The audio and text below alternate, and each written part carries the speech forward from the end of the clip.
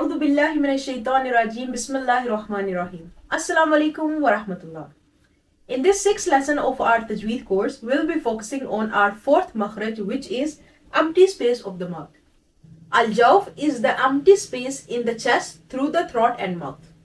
Now let's move on to the screen in order to get a better understanding of this makhraj. This interior part of the mouth refers to the open, inner region located at the back of the junction between the lower jaw and the upper teeth.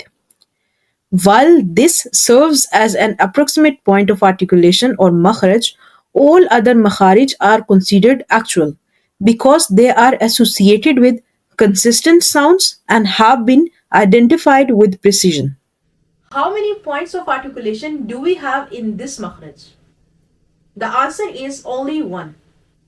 Because it's an empty space, therefore we can't define the exact point of articulation.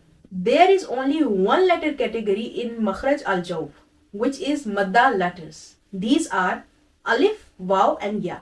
We read Maddah Letters by stretching them up to one Alif, meaning the time we take to say Alif one time.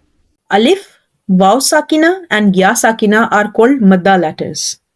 These are also called long vowels. Alif will give us A sound. Waw will give us O or U sound.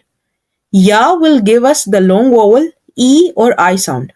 We will see the Maddah letters with all their conditions in more detail in upcoming lessons, inshallah. That's it for today. We are always here to help. If you have any question, don't hesitate to ask. Until next time, take care of yourself. See you in the next session, inshallah. Assalamu alaikum wa rahmatullah.